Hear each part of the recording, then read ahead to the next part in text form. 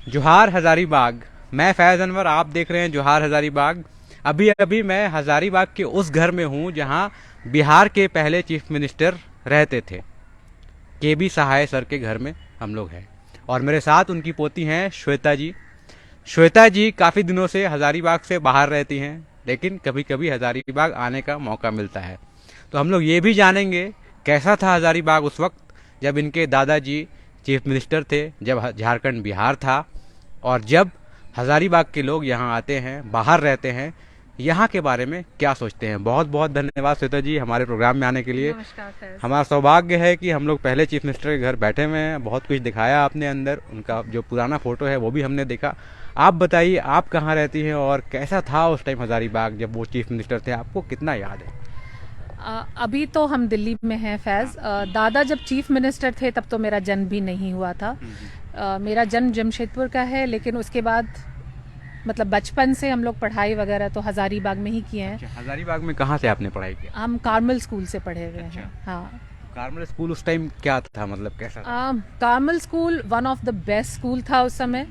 हम लोग की जो पढ़ाई थी या हम लोग की जो ट्रेनिंग थी, जो नन्स थे जो हमें पढ़ाते थे या टीचर्स थे, वो स्टूडेंट्स का ओवरऑल डेवलपमेंट देखते थे। अब जब हम पीछे मुड़ के देखते हैं तो ये लगता है कि सिर्फ पढ़ाई नहीं थी, हम लोग चलेंगे कैसे, हम लोग उठेंगे बैठेंगे कैसे, हम लोगों का कपड़ा किस तरह का होगा, नेल्स कैसे होगा, वो सारे तरह की शिक्षा हमें उस स्कूल में मिलती थी। अच्छा। जो कि अनजाने में मिल गई, कभी पता नहीं चला कि हमारे टीचर्स हमें ऐसे ट्रेन कर रहे थे। तो ये जैसे एक चीफ मिनिस्टर के घर आप लोग रहे हैं, तो ये चीफ मिनिस्टर का घर एज अ स्कूल यहाँ से जाते थे तो कैसा था? लोग क्या सोचते थे जब स्कूल जाते थे? टीचर्स क्या सोचते थे उस टाइम में? क्या कभी ऐसा ना हमको बताया गया बचपन में अपने माँ बाप से, और ना हमको पता था कि दादा चीफ मिनिस्टर थे तो वो कोई बहुत बड़ा बात रहा होगा। अच्छा। नहीं, वो एक आम आदमी थे और कभी घर में इस तरह की बातें भी नहीं होती थी जो हमें ये, आई एम श्योर टीचर्स को पता होगा, पर हम लोग को मम्मी पापा कभी ये नहीं सिखाते थे कि आप किस परिवार से आ रहे हैं, या कभी वो भनक तक नहीं था। इनफैक्ट शायद पापा बहुत दिन तक बोर्ड ऑफ डायरेक्टर्स भी रहे, जो कि हम लोगों को शादी के बाद पता चला कि जब हम स्कूल में थे तो पापा मतलब उसमें ये थे। तो उस तरह का कभी हम लोग को समझाया नहीं गया कि हम लोग किस परिवार से आते थे। बिल्कुल। तो ये बताइए, जब आप हजारीबाग से गई, शायद आपने 95 98 में, उसके बाद दिल्ली जाने जाने के बाद हजारीबाग के बारे में जो आप लोगों ने देखा था यहाँ पे, और फिर दिल्ली से जब वापस आई तो क्या एक चेंज आपको दिखा और क्या मतलब लगा कि हाँ क्या क्या होना चाहिए यहाँ पे? तो हम लोग जब थे फैज़ यहाँ पे तो बड़ा अच्छा वातावरण था। किसी के भी घर चले जाना, घंटों उनके घर में बिताना, रोड काफ़ी साफ रहता था। कभी कोई परेशानी नहीं लगती थी कि रास्ता चलते कोई आपको कुछ बोल देगा, या कोई खतरे की बात यहाँ पे कभी नहीं लगती थी।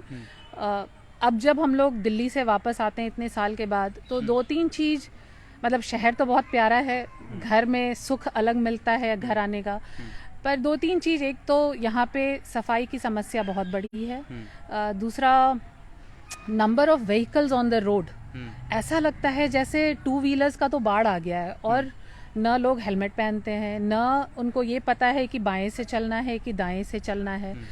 तो वो थोड़ा तकलीफ होता है देख के कि ऐसा नहीं होना चाहिए। और हमारे ज़माने में चूँकि सोशल मीडिया वगैरह ज़्यादा नहीं था, तो आपसी आपसी जो दोस्ती होती थी, जितने भी भैया लोग हैं बगल में या सभी भैया चाची सब लोग थे, तो उनके घर आना जाना होता था, जो कि अब शायद थोड़ा कम हो गया है। अब थोड़ा चेंज हो गया है। एक चीज़ और मैं जानना चाहता हूँ कि जो लोग बाहर रहते हैं, हजारीबाग से काफ़ी दिन तक बाहर रह गए, लगभग कभी कभी छुट्टियों में आते हैं या फिर आते हैं, तो वो क्या सोचते हैं? आपका खुद का क्या होता है हजारीबाग के लिए? कुछ करना, कुछ सोचना, अगर करना है तो किस एरिया में काम करना है?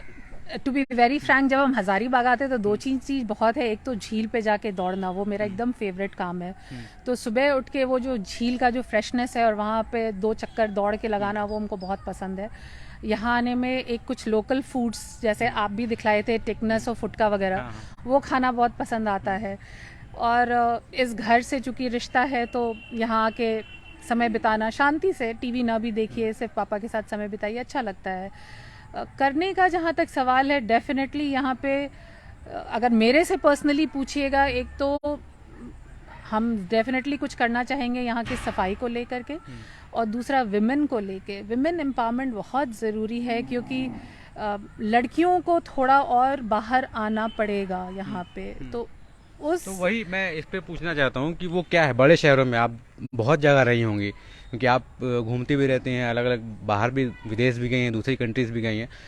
क्या चेंज है महिलाओं को लेकर वहाँ पे बड़े बड़े शहरों में और ये छोटे शहर में हज़ारीबाग में, जो आपको लगता है एज अ फीमेल, आपको क्या लगता है कि क्या चेंजेस और कैसे उसको बदला जा सकता है? एक माइंडसेट जो होता है वो कैसे चेंज कर सकते हैं? एक बहुत बड़ी समस्या फैज़ जो मेरे उम्र में भी हम फेस करते हैं, वो है कि यहाँ पे हुलिगनिज्म बहुत है।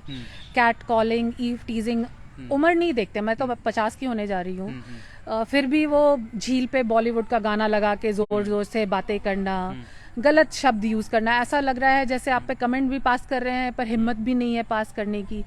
तो मेरे को लगता है कि और लड़कियां सामने आएंगी तो ये नॉर्मलाइज हो जाएगा, इनको लगेगा कि ये अकेली नहीं आती है और आए। जैसे रांची में भी एक हम बहुत अच्छा चेंज देखे मोराबादी मैदान में पिछले 5 साल में। पहले वहाँ इतनी लड़कियां बाहर एक्सरसाइज करने नहीं आती थी, आज के डेट में वो बराबरी से आती हैं। किसी को कोई तकलीफ नहीं है कि आप कैसे बाहर आ गई, आपने क्या कपड़ा पहना है।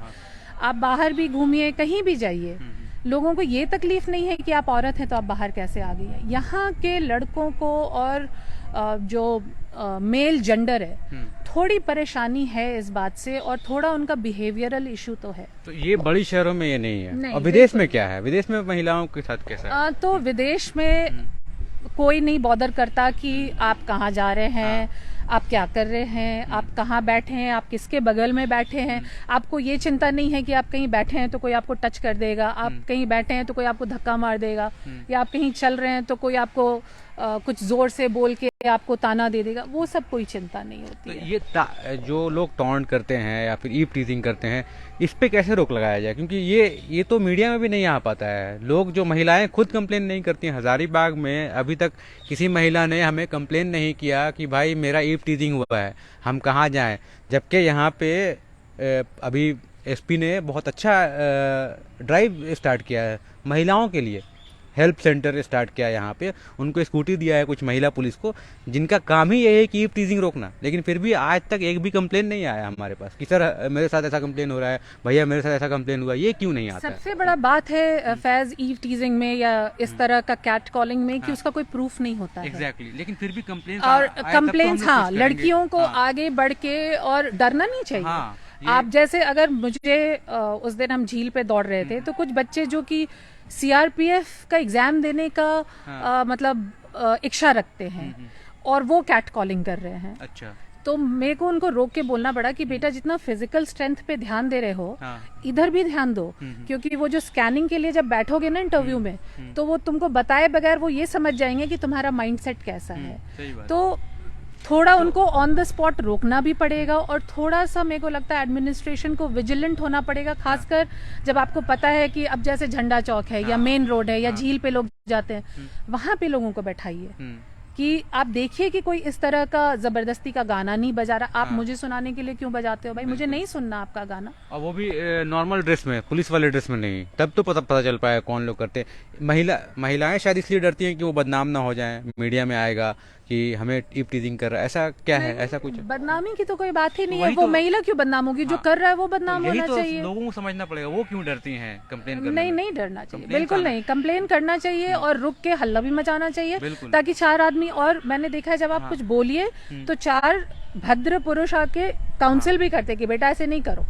तो वो भी है हमारे समाज में, ऐसा नहीं कि सभी गलत है, पर दुख इस बात का लगता है जब हम मिडिल एज लोगों को देखते हैं इस तरह से बिहेव करते हुए, विच इज नॉट राइट। बिल्कुल। एक चीज़ और, अभी मैं आपका पोस्ट देखा, सोशल मीडिया में भी काफ़ी एक्टिव रहती हैं श्वेता जी, और अभी कीनिया गई थी, तो कीनिया में आपको क्या बदलाव लगा जो सोशल चेंज यहाँ पे ला सकते हैं, जो रेप्लिकेट कर सकते हैं वहाँ का आइडिया? कुछ भी एक छोटा। और कीनिया का एक्सपीरियंस आपका कैसा रहा अभी जो गए? तो कीनिया का एक्सपीरियंस बहुत ही अच्छा लगा। एक चीज़ जो मेरे को लगता है कि जो सच में यहाँ किया जा सकता है, वहाँ पे भी गरीबी बहुत है अफ्रीकन कंट्रीज में, लेकिन वहाँ के लोग आइडल नहीं बैठते हैं, मतलब ये सोच के नहीं बैठते हैं कि गरीबी है तो कुछ नहीं करेंगे। अब एक आप सिंपल सा एग्जांपल ले लीजिए सड़क बनाने का, तो गवर्नमेंट सड़क नहीं बना रही है, तो अगर जैसे इस मोहल्ले में हम लोग रहते हैं, तो अगर हम सारे कंट्रीब्यूट करें तो वो सड़क बन सकता है। तो कीनिया में, नायरोबी में, जहाँ जहाँ गवर्नमेंट नहीं, मेन रोड तो हर जगह सरकार बनाती है, पर जो इंटीरियर्स में जहाँ नहीं बनाती है तो लोग खुद अपना पैसा लगा के रोड भी बनवाते हैं और उसको मेंटेन भी करते हैं। और सफाई तो इतना ज़्यादा है कि शायद जितने जूते मैंने कीनिया में धुलते देखे हैं उतने कहीं नहीं धुलते देखे। अच्छा। वो जितना तार में कपड़ा टंगता है उतने ही जूते धुलते। तो सफाई काफ़ी मायने रखता है। तो वो हर घर से आना चाहिए सफाई का ये। तो ये तो है। और एक चीज़ आप लोगों को और बता दूं कि श्वेता की जो बहन है, सोनालिका नाम है उनका, और वो बहुत बड़ी मॉडल है। इतनी बड़ी मॉडल है कि हजारीबाग के लिए बहुत बड़ी बात है, लेकिन वो कभी कभी कैमरे में आती नहीं है, और जब आएंगी तो हम लोग पकड़ेंगे क्यों नहीं आ पा रही है वो कैमरे में। हाँ, सोनालिका मेरी छोटी बहन है, हम लोग की बहुत ही प्रिय बहन है, और घर से बाहर जाने वाली पहली लड़की थी और बहुत बड़ा नाम कमाया। तो इस बात का तो हम लोग को सबको बहुत फक्र है। एंड वो कैमरे में आप शायद नहीं आ पाती हैं क्योंकि एक तो वो हजारीबाग थोड़ा कम आती हैं, और आती भी हैं तो 1-2 दिन के लिए आती हैं, और ज़्यादातर वो बाहर रहती हैं, काम में बहुत व्यस्त रहती हैं। बट आई एम श्योर आप कोशिश करते रहिए, वो ज़रूर आपको मिलेगी। तो एक चीज़ और बताइए कि जो लोग बाहर रहते हैं, बहुत लोग हजारीबाग से हैं, जो बड़े बड़े पोस्ट में भी हैं बाहर, और आईटी फर्म में हर तरह काम कर रहे हैं, लेकिन अपने शहर से बाहर हैं, कहीं ना कहीं उनके रूट्स हजारीबाग से जुड़े हुए हैं। तो उनको क्या, अपने शहर में जब आते हैं तो क्या फीलिंग क्या आता है? क्योंकि हम लोग तो यहीं पे रहे हैं, 2-3 साल के लिए कहीं बाहर गए हैं, लेकिन मैक्सिमम टाइम अपना शहर में गुजारा हजारीबाग में, तो हमें वो पता नहीं चलता है कि भाई हम क्या मिस कर रहे हैं, क्या नहीं मिस कर रहे हैं। आप लोग क्या मिस करते हैं जो हजारीबाग वापस आते हैं तो उसे फील करते हैं, हजारीबाग की मिट्टी, क्योंकि ये तो घर अपना ही है, वहाँ क्या बदलाव है, वहाँ क्या नहीं मिल पाता है जो यहाँ मिल जाता है? सबसे पहले तो जहाँ का जो ऑर्गेनिक फूड आपको मिलता है, एकदम खेत का ताज़ा सब्जी और फल, वो आपको बाहर नहीं मिलता है। बाहर में इतना फ्रेश तो नहीं मिलता है। और यहाँ पे जो वेदर है, ये बहुत ही परफेक्ट वेदर है। मतलब थोड़ी गर्मी होती है, बारिश हो जाता है, ठंड भी उतनी एक्सट्रीम नहीं है। तो ये सब डेफिनेटली मिस करते हैं। इतना ओपन स्पेस, क्योंकि बहुत कंस्ट्रिक्टेड स्पेस में रहना पड़ता है, तो थोड़ा खुला खुला घर, खुला खुला बागीचा, झील जाइए तो खुला वातावरण, ये सब बहुत मिस करते हैं। और अपार्ट फ्रॉम दिस, जो कल्चरल चेंज हुआ है, सोसाइटल चेंज हुआ है, उसमें भी कुछ डिफरेंस है वहाँ से जहाँ आप रहते हैं और यहाँ? हाँ, सोसाइटल चेंज ये है कि वहाँ जो सोशल लाइफ होता है वो थोड़ा ज़्यादा, मतलब क्या बोले उसको, पॉलिश्ड बोल सकते हैं शायद, वो होता है। यहाँ पे एक कंफर्ट है कि अगर आप नाइट सूट में, पजामा और चप्पल में भी हैं तो आप चाचा के घर जा सकते हैं, उसमें कोई परेशानी नहीं होती है। वहाँ पे जाने के लिए हाँ आपको, हाँ, क्योंकि मंडे से फ्राइडे सब व्यस्त रहते हैं। यहाँ पे वो चीज़ नहीं लगता, यहाँ अच्छा मिलने आ रहे हैं तो आ जाते हैं टाइप से वो है। तो वो चीज़ डेफिनेटली छोटे शहर का वो एक अपना बॉन्ड होता है, वो अलग फीलिंग है कि आपको दोस्त से मिलना है। बड़े शहर में दोस्त भी गया तो भाई 2 घंटा अभी मत आओ, अभी काम में बिजी है, ऐसा भी होता है। हाँ, मंडे से फ्राइडे बहुत बिजी होता है, फिर सैटरडे संडे छुट्टी मिलती है, तो उसमें एक दिन घर के काम में होता है, फिर एक दिन आप किसी एक से मिल सकते हैं। बिल्कुल। तो मतलब वो ऐसा नहीं मिलता, हजारीबाग आए तो आप एक ही दिन में 10 लोग से मिल सकते हैं। ये जो है ट्रेंड, वो मतलब ये है। अच्छा है। और हम लोग वेट करते हैं कि आए तो फ्रेंड्स कोई साथ में आए तो उनसे मुलाकात हो जाए, क्योंकि ये हमारे लिए एक कॉमन ग्राउंड हो जाता है। कोई दुबई से फ्रेंड आ रही है, कोई कलकत्ता से आ रही है, कोई एम्स्टर्डम से आ रही है, तो ये हमारे लिए एक मीटिंग ग्राउंड हो जाता है। तो जैसे आप लोग, जैसे जो लोग बाहर चले जाते हैं, बहुत टाइम तक रहते हैं, तो उनके स्कूल फ्रेंड्स भी तो जब स्कूल में पढ़ा होगा तो कोई, क्या वो याद रहते हैं, वो फ्रेंड्स याद रहते हैं, कनेक्ट होते हैं, हो पाते हैं? हाँ, थैंक्स टू सोशल मीडिया। पहले तो इतना नहीं होता था, पर चूंकि अब व्हाट्सएप वगैरह आ गया है, फेसबुक आ गया, तो काफ़ी फ्रेंड्स तो कांटेक्ट में हैं। और मिल पाते हैं आप लोग स्कूल फ्रेंड से ऐसा? तो हम लोग जैसे दिल्ली में हैं, तो अगर जैसे अब हम रांची आए तो रांची में 1-2 जो दोस्त हैं तो उनसे मुलाकात हो जाती है। अभी हजारीबाग आए तो जैसे पता चलेगा कोई आया तो उनसे मुलाकात हो जाती है। तो हाँ, ऑफ एंड ऑन तो मुलाकात हो ही जाती है। बिल्कुल। तो और एक चीज़ और, क्या एक जिस परिवार से आप हैं, चीफ मिनिस्टर यहाँ पे रह चुके हैं, तो क्या एक चेंज होता है कि सोसाइटी के लिए कुछ किया जाए ऐसा? और क्या आप लोगों को लगा कि आपके परिवार के कोई भी लोग कि हाँ हमको भी कुछ करना चाहिए जो हमारे दादा करते आए हैं? ये भावना तो हमको लगता है सभी भाई बहनों में, क्योंकि हमारे खून में वो दौड़ता है शायद। पर हाँ, बहुत लोग नहीं कर पाते हैं। पर मेरा छोटा भाई है, वो थोड़ा अब चूँकि उसके पास सोसाइटी को देने के लिए कुछ है, तो वो आगे बढ़ के जो अंडर प्रिविलेज्ड हैं या गरीब हैं, उनकी मदद के लिए डेफिनेटली वो आगे आ रहा है। तो हाँ, है बहुत सारा चीज़ तो है दिमाग में कि करना है, क्योंकि अब तो पे बैक टाइम है। इस शहर ने बहुत दिया है, जो आज हम हैं वो इसी शहर के बदौलत है। तो कुछ तो डेफिनेटली करना है इस शहर के लिए। तो देखिए किस तरह से हम लोग डिस्कस कर रहे थे श्वेता जी से, और बताया उन्होंने उनका एक्सपीरियंस, जो बाहर रहते हैं लोग और हज़ारीबाग से जो रूट्स है वो कैसे कनेक्टेड होते हैं। और श्वेता जी, अगर मैं कुछ छूट रहा है या फिर ऐसा कोई टॉपिक है जो आपको डिस्कस कर सकते हैं? हाँ। टॉपिक है कि मेरे को लगता है कि जो हम लोगों का एजुकेशन, हम लोगों को जो मिला, जिस तरह का संस्कार मिला घर में, या जिस तरह का एजुकेशन मिला जिससे कि बहुत ज़्यादा बॉनहॉमी था, या हम लोग आज जो हैं जैसे स्कूल टाइम में हम लोग को बहुत फिज़िकल एजुकेशन पे बहुत ध्यान दिया जाता था, घर से भी बहुत दिया जाता था, जिसके कारण आज भी हम मतलब मैराथन दौड़ना हो या माउंट कीनिया क्लाइम करना हो वो सब कर लेते हैं 50 साल की उम्र में भी। तो ये एक ये माउंट कीनिया कितना डिस्टेंस, कितना ऊंचा है ये? एग्जैक्ट तो आपको नहीं बता पाएंगे, लेकिन हाँ हम लोग मतलब 4 हाँ, कैनरी पहाड़ से बड़ा है। माउंट एवरेस्ट से का आधा है शायद, वो जहाँ तक मेरे को पता है। आपने कितना दिन में पैदल किया, क्या कैसे किया? हाँ, पैदल ही चलना पड़ता है, पर वो हम लोगों ने 4 दिन में सबमिट किया था उसको।